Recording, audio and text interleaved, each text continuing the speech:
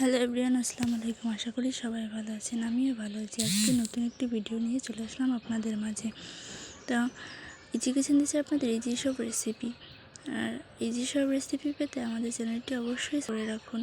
তো আজকে দেখাবো খুব সহজেই যে তেলাপিয়া মাছ দিয়ে কিভাবে ভুনা করবেন, খুবই সহজেই।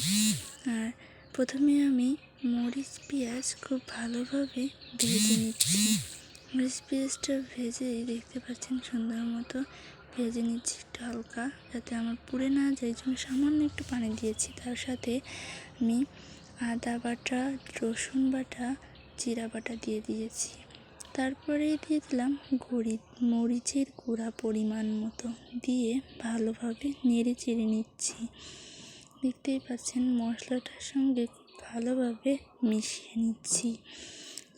খুব ভালো, আমার ইদানিং খুব একটি প্রবলেম হয়েছে আইডিতে, তাই আমি খুব রেগুলার ভিডিও আপলোড করতে পারিনি।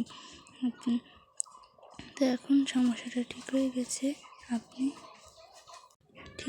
এখন থেকে রেগুলার ভিডিও আসবে। আর তার জন্য আপনাদের অবশ্যই চ্যানেলটি সাবস্ক্রাইব করে দিতে হবে এবং সুন্দর মতো আপনাদের লাইক করতে হবে।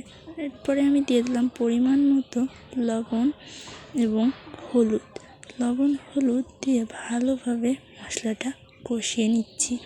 দেখতেই পাচ্ছেন মশলাটা সুন্দর মতো কিন্তু কষিয়ে নিতে হবে।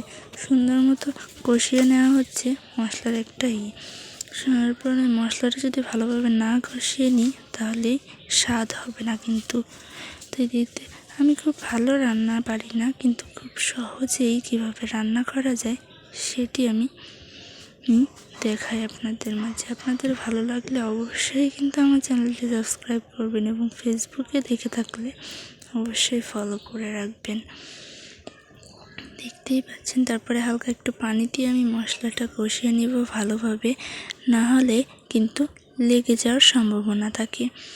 ভালোভাবে নাড়তে সুবিধা হয়, এজন্য একটু পানি দিয়ে ভালোভাবে কষিয়ে নিচ্ছি মশলাটা দেখতেই পাচ্ছেন কষানো হয়ে গিয়েছে। তার মধ্যে আমি দিয়ে দিচ্ছি আগে ভেজে রাখা মাছটা খুব ভালোভাবে মাখিয়ে নিচ্ছি।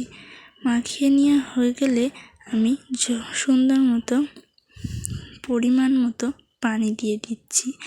পানি দিয়েই দেখতেই পাচ্ছেন আর আমাদের যে ইজি রেসিপি তো হয়ে গেল, খুব সুন্দর এবং মজাদার রেসিপি।